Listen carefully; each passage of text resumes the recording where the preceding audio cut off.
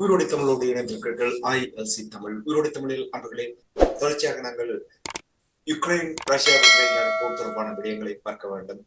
அரசியல் நிகழ்ச்சியாக இருந்தாலும் கூட இந்த விடயத்தை நாங்கள் பார்ப்பது பொருத்தமாக இருக்கும் என்று நம்புகிறேன். அமெரிக்காவுடைய அதிபர் டொனால்ட் ட்ரம்ப் அவர்கள் போர் நிறுத்தம் தொடர்பாக பெரிதாக ஊதிக்கொண்டிருந்த செய்திகளை நாங்கள் பார்த்திருக்கின்றோம்.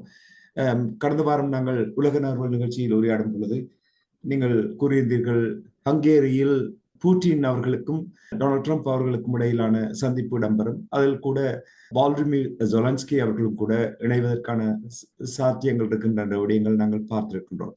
ஆனால் இப்பொழுது வருகின்ற செய்திகளை பார்த்தால் இந்த இருவருக்கும் இடையிலான இந்த நேரடி சந்திப்பு இடம்பெறாது என்று கூறப்படுகின்றது, ரத்து செய்யப்பட்டிருப்பதாக கூறப்படுகிறது. என்ன நிலைமை என்று கூறுவீர்களா? இந்த அதாவது ஹங்கேரியில் ஐரோப்பிய அதாவது அமெரிக்க தலைவருக்கும் டொனால்ட் ட்ரம்புக்கும் ரஷ்ய அதிபர் புட்டினுக்கும் இடையிலான சந்திப்பு இடம்பெறும் என்று கூறப்பட்டிருந்தது. ஆனால் அந்த சந்திப்பை குழப்புவதற்காக ஐரோப்பிய ஒன்றியம் கடும் பாடுபட்டிருந்தது. வியாழக்கிழமை ட்ரம்பும் புட்டினும் தொலைபேசியில் தொடர்பு கொண்ட கதைத்த பிற்பாடு செலன்ஸ்கி உக்ரைன் அதிபர் வெள்ளை மாளிகைக்கு சென்றிருந்தார். வெள்ளை மாளிகைக்கு சென்று அங்கு வெளியில் ஒரு அதாவது மதிய போசனத்தின் போதுதான் அந்த உரையாடல்கள் இடம்பெற்றிருந்தன. வெளியில் அது ஒரு கண்ணியமான உரையாடலாக இருந்த போதும் பூட்டிய அறைக்குள் மிகவும் ஒரு சத்தமாகவும் மிகவும் ஒரு கடும் தொனியிலான உரையாடல்கள் இடம்பெற்றதாகவும் டொன்பாஸ் பகுதியை வெட்டுக் கொடுக்க வேண்டும் என்று ட்ரம்ப் பிடிவாதமாக நின்றதாகவும் தகவல்கள் வெளிவந்திருந்தன. பிரித்தானியாவின் பைனான்சியல் டைம்ஸ் அந்த தகவலை வெளிக்கொண்டு வந்திருந்தது. ஆனால் அதன் பிற்பாடு உடனடியாகவே ஐரோப்பிய ஒன்றிய, பிரித்தானியாவாக இருக்கலாம், ஜெர்மனாக இருக்கலாம், பிரான்ஸாக இருக்கலாம், அவர்கள் உடனடியாகவே காணொளி வழியாக ஜெலன்ஸ்கியை தொடர்பு கொண்டு அந்த நிலத்தை விட்டுக் கொடுப்பதில் எந்தவித விட்டுக் கொடுப்புக்கும் இடம் கொடுக்க வேண்டாம் என்று கூறியிருந்தார்கள். அதன் பிற்பாடு அவர் இங்கு வந்த பிற்பாடு ஐரோப்பிய ஒன்றிய நாடுகள் அவரை சந்தித்திருந்தன. இப்போது என்ன சொல்கிறார்கள் என்று சொன்னால், அதாவது ட்ரம்பை பொறுத்தவரையில் இந்த சந்திப்பை தாங்கள் நிறுத்தி வைப்பதாக கூறியிருக்கின்றார். அதை கூறுவதற்கு முன்னர் ரஷ்யாவின் வெளிவார அமைச்சர் லாரோவும் அமெரிக்காவின் வெளிவார செயலாளர் மார்க்கோ ரூபியோவும் தொலைபேசியில் பேசியதாகவும், ரஷ்யா எந்த விட்டுக் கொடுப்புக்கும் தயாரில்லை என்றும், அதாவது ட்ரம்பின் கருத்தை பொறுத்தவரையில் ட்ரம்பை புதன்கிழமை நேட்டோவின் தலைவர் ரூட்டே சந்தித்திருந்தார். அவருடைய சந்திப்பின் போது ட்ரம்ப் ஒன்றை கூறியிருக்கின்றார். அதாவது புட்டினுடன் சந்திப்பு ஒரு நேரத்தை விரைவு செய்கிறது தான். என்றால் புட்டினை பொறுத்தவரையில் அவர் தனது கோரிக்கைகளில் தெளிவாகவே இருக்கின்றார். எந்த விட்டுக் கொடுப்புக்கும் அவர் தயாராக இல்லை. இன்னும் அவர் மேலும் மேலும் கேட்டுக்கொண்டிருக்கிறாரே தவிர இறங்கி வருவதாக இல்லை. எனவே இந்த பேச்சுக்களால் எந்த விதமான பலனும் இல்லை என்று கூறியிருக்கின்றார். ஆனால் அவர் ஒட்டுமொத்தமாக பேச்சை நிராகரிக்கவில்லை. பிறிதொரு சந்தர்ப்பத்தில் சில சமயங்களில் தாங்கள் சந்தித்து பேசலாம் என்று அவர் கூறியிருக்கின்றார். அதே சமயம் ரஷ்யாவை பொறுத்தவரை ரஷ்யா அமெரிக்க சந்திப்புக்கு முன்னர் தாங்கள் தீவிரமான செயற்பாடுகளில் ஈடுபட வேண்டும் என்று கிரெம்ளின் செய்தி தொடர்பாளர் டிமிட்ரி பெஸ்கோவ் கூறியிருக்கின்றார். ஏனென்றால் இரு தலைவர்களுக்கும் இடையிலான இந்த உச்சி மாநாடு வீணாக கூடாது என்றும், ஏனெனில் இரு ஜனாதிபதிகளும் ஒரு முடிவை அடைய பழகிவிட்டனர் என்றும் கூறியிருக்கிறார்கள். அதாவது இரண்டு பேரும் ஒரு முடிவோடுதான் தான் இருப்பார்கள் என்ற தொனியில் தான் அவர் பேசியிருக்கின்றார். அதே சமயம் அமெரிக்கா இந்த பேச்சுக்களில் இருந்து விலத்திய அதே சமயம் ரஷ்யாவின் மிகப்பெரிய எண்ணெய் நிறுவனங்களான ரோஸ்நெஃப்ட் மற்றும் லூகோயிலை தடை செய்திருக்கின்றது. அது ஒரு மிகப்பெரிய தடையாக இருக்கின்றது. ஐரோப்பிய ஒன்றியம் தனது 19வது சுற்று தடையை அறிவித்திருக்கின்றது. அது அறிவிக்கின்ற அதே சமயம் அமெரிக்காவும் அறிவித்திருக்கின்றது. ஐரோப்பிய ஒன்றியம் கடந்த வருடம் 18வது சுற்று தடையை கொண்டு வந்திருந்தது. இந்த வருடம் இப்போது 19வது, அடுத்த வருடத்துக்கு 20வது சுற்றை தாங்கள் தயாரித்து வருவதாக. அதாவது ரஷ்யாவுடன் வர்த்தகத்தை வைத்திருக்கின்ற நிறுவனங்கள், இந்திய நிறுவனங்கள், சீன நிறுவனங்கள், ரஷ்யாவின் ராஜதந்திரிகள் ஐரோப்பாவுக்கு அவர்கள வரவுகளை கட்டுப்படுத்துவது, அவர்கள நடமாட்டங்களை கட்டுப்படுத்துவது, மற்றது ரஷ்யாவின் சுற்றுலா பயணிகளை தடை செய்வது என்று சொல்லி ஒரு இதை முன்வைத்திருக்கின்றார்கள். அதே சமயம் இப்ப ஆனால் இதில் ஒரு வேடிக்கை என்னவென்று சொன்னால், ரஷ்யாவின் எண்ணெயை வாங்குவதற்கு ஏனைய நாடுகளுக்கு தடையை விதித்த அவர்கள், ஐரோப்பிய ஒன்றியம் தற்போது ரஷ்யாவிடமிருந்து வாங்குகின்ற எண்ணெய்களை அந்த ஒப்பந்தம் 2027 ஆண்டு முடியும் வரையும் அதுக்கு பிறகுதான் அந்த தடை அமலுக்கு வரும் என்று கூறியிருக்கிறார்கள். அதாவது தாங்கள் வாங்குவதற்கான தடை எப்ப ஆரம்பிக்கும் என்று சொன்னால் 2027 ஆண்டு ஆரம்பிக்கும். இந்தியா, சீனா வாங்குகின்ற தடைகள் உடனடியாகவே ஆரம்பிக்கும்.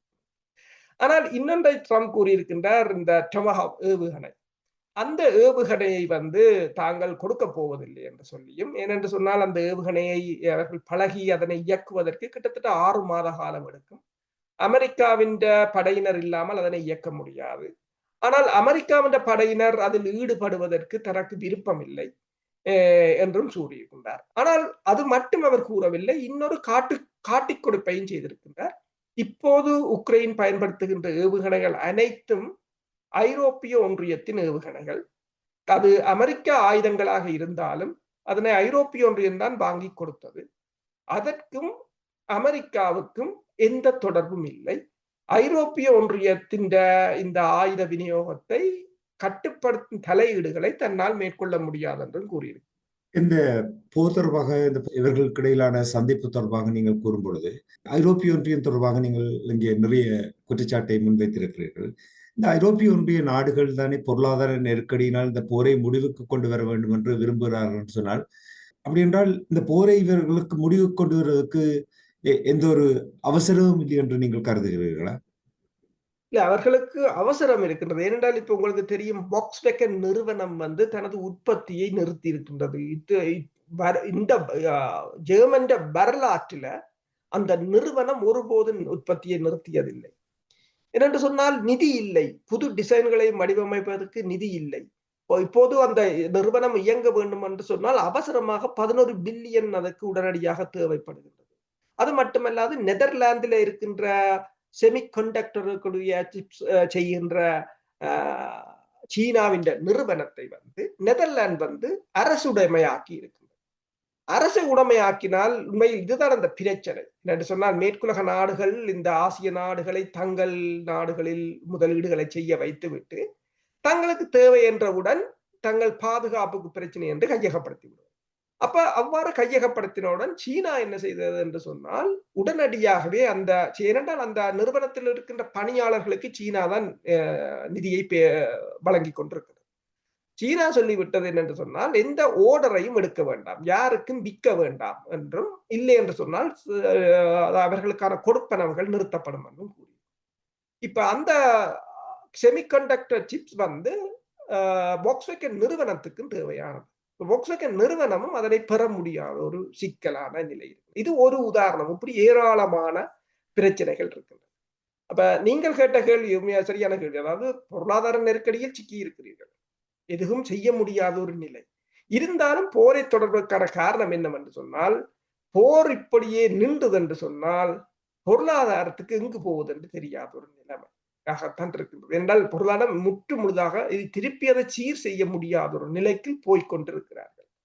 அப்ப தற்போதைய நிலையில் அவர்களுக்கு தப்பி பிழைப்பதற்கான ஒரே வழி உக்ரைனில் இருக்கிற மக்களை பலி கொடுப்பதுதான். தொடர்ச்சியாக அந்த போரை ஏதோ ஒரு வகையில் தக்க வைக்கும். ஏனென்று சொன்னால் ஏதோ ஒரு வகையில் இந்த போரை வெற்றி பெற்று விட்டால் ரஷ்யாவில் இருக்கின்ற பலங்களை தன்னகப்படுத்திக் கொள்ளலாம். ரஷ்யாவின் வெளிநாட்டு கையிருப்பை தன்னகப்படுத்திக் கொள்ளலாம். ரஷ்யாவின் தங்கங்களை தன்னகப்படுத்திக் கொள்ளலாம். அதுதான் அவர்களுடைய இப்போதையான பிரதான நோக்கமாக இருக்கின்றது. இப்ப அமெரிக்கா வெனிசுலாவை கைப்பற்றுவதற்கு முற்பட்டு நிற்பது போலதான் இப்போது அமெரிக்கா தனது நேச நாடுகளுக்கு சொல்லி இருக்கிறது, எந்த சந்தர்ப்பத்திலும் வெனிசுலா மீதான தாக்குதல் ஆரம்பிக்கலாம் என்று.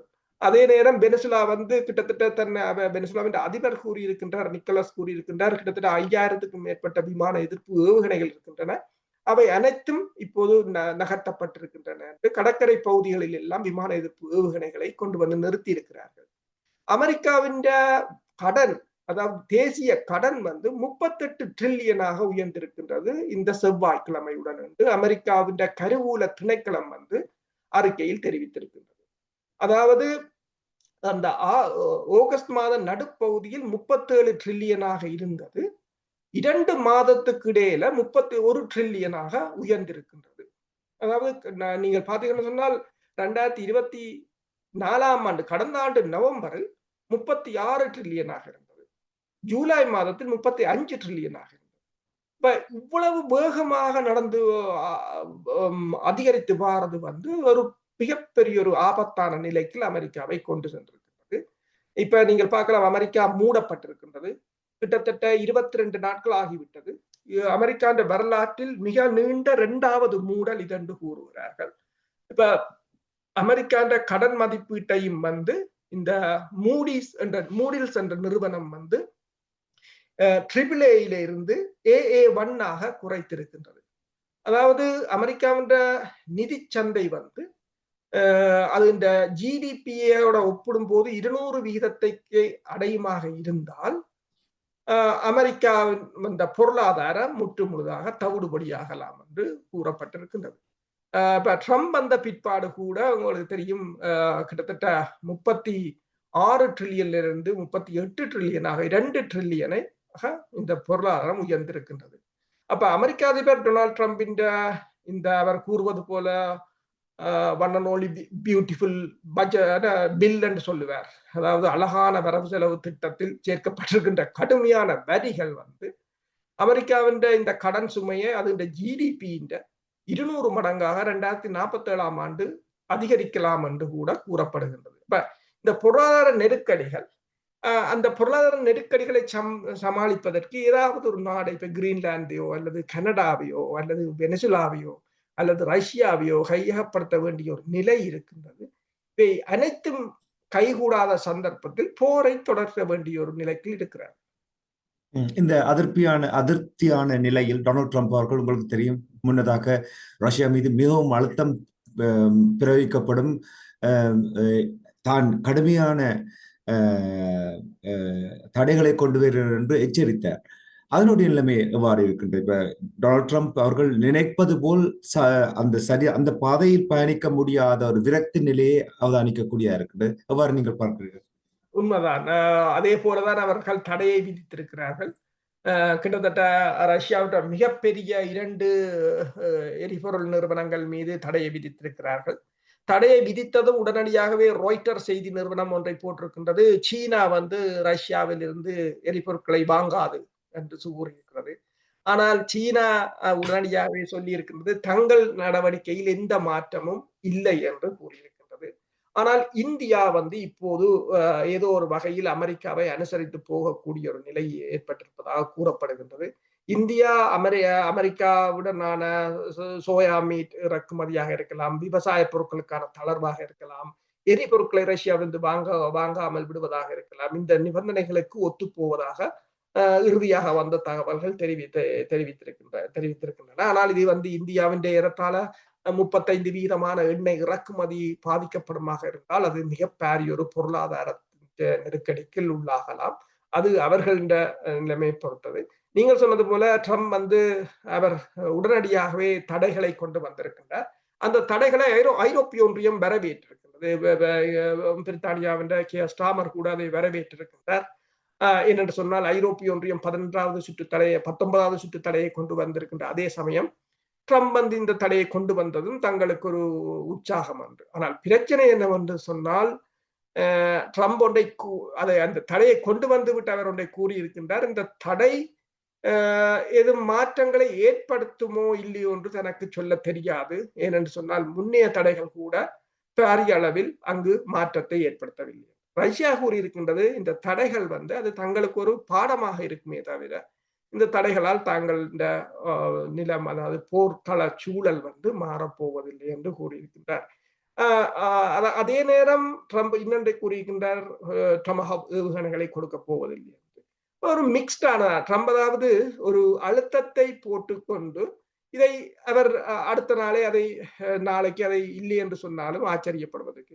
நிறைவாக எண்ணெய் தொடர்பாக நீங்கள் கூறினீர்கள், ஐரோப்பிய ஒன்றியம் தங்களுடைய ஒப்பந்தம் முடிவுக்கு வரும் வரை தொடர்ச்சியாக ரஷ்யாவிடமிருந்து எண்ணெய் வாங்குவது தொடர்பாக நீங்கள் கூறினீர்கள். இதே நேரத்தில் டொனால்ட் ட்ரம்ப் அவர்கள் இந்தியாவுக்கு அழுத்தம் பிரயோகித்தது உங்களுக்கு தெரியும். அதாவது ரஷ்யாவிடமிருந்து எண்ணெய் வாங்குவதை நிறுத்துமாறு டொனால்ட் ட்ரம்ப் அவர்கள் மோடி அவர்களிடம் கேட்ட செய்திகளையும் கூட நீங்கள் கூறினீர்கள். இதனுடைய நிலை எவ்வாறு இருக்கிறது? முதலில் செய்திகள் வந்திருந்தது, டொனால்ட் ட்ரம்ப் கூறியிருந்தார் மோடி அவர்கள் ரஷ்யாவிலிருந்து எண்ணெய் வாங்குவதை நிறுத்துவதாக தனக்கு கூறியதாக. இந்தியா அதனை மறுத்து தெரிவித்திருந்தது. இதனை உடனடியாகவே நிருபர்கள் டொனால்ட் ட்ரம்பிடம் புதன்கிழமை கேள்வி எழுப்பின போது அவர் கூறியிருந்தார், இல்லை இல்லை, இந்தியா அவ்வாறு தான் சொன்னது. அப்படி அவர்கள் வாங்குவார்களாக இருந்தால் 50% வரி அதைவிட கூடவும் அவர்கள் மீது இருக்கும் என்று சொல்லி மீண்டும் அவர்கள் கேட்டபோது ட்ரம்ப் அதனைத்தான் கூறியிருந்தார். அப்ப அதற்கு பிற்பாடு இப்ப அதாவது வியாழக்கிழமைகளில் வந்த செய்திகளின் அடிப்படையில், அதாவது மின்ட் என்ற ஊடகம் செய்தியை வெளியிட்டிருக்கின்றது. இந்தியாவும் அமெரிக்காவும் அந்த ஒரு உடன்பாட்டுக்கு வர சம்மதித்து விட்டதாகவும், அமெரிக்காவின் பொருட்களை வாங்குவதற்கு இந்தியா உடன்பட்டிருப்பதாகவும், ரஷ்யாண்ட எண்ணெய்களை படிப்படியாக குறைப்பதற்கு இந்தியா உடன்பட்டிருப்பதாகவும், இது தொடர்பான உடன்பாடு ஏசியன் மாநாட்டில் எட்டப்படும் என்று சொல்லியும், அங்கு ட்ரம்பும் மோடியும் சந்திக்கும் போது அது எட்டப்படும் என்று சொல்லியும் கூறியிருக்கிறார்கள். ஏனென்று சொன்னால் இந்தியா மிக கடுமையாக பாதிக்கப்பட்டிருக்கின்றது. உதாரணமாக H1B விசா திட்டம், அதில் $1,00,000 அது உயர்த்தப்பட்டது. இந்தியாவின் சேவைகள் திணைக்களம் கடுமையான பாதிப்பை சந்தித்திருக்கிறது. இந்தியாவின் பெருமளவான மக்கள் அமெரிக்காவுக்கு செல்வதும், அங்கிருந்து வருகின்ற பணம் இந்தியாவுக்கு டாலர்களை கொண்டு வருவதும் இந்தியாவுக்கு ஒரு உயிர் நாடியாக இருந்தது. அடுத்ததாக சிலிக்கன் வேலி என்று சொல்கின்ற அந்த கணனி பூங்காவை உருவாக்கியதே இந்த மேற்குலக நாடுகள், இந்த ஐடி நிறுவனங்கள். அவர்கள் அதனை அப்படியே கைவிடும் போது அது அங்குள்ள மக்களின் வேலை வாய்ப்புகள், பொருளாதாரம் என்பன அப்படியே அடிபட்டு போகக்கூடிய ஒரு நிலை. இப்ப இந்தியாவால் சீனாவையோ அல்லது ரஷ்யாவை போல நின்று பிடிக்க முடியாத ஒரு நிலை. எனவேதான் இந்தியா இப்போது அமெரிக்காவும் இந்தியாவும் ஏதோ ஒரு வகையில் இணங்கி போவதற்குரிய ஒரு வழியைத்தான் கண்டுபிடித்திருப்பதாக கூறப்படுகின்றது.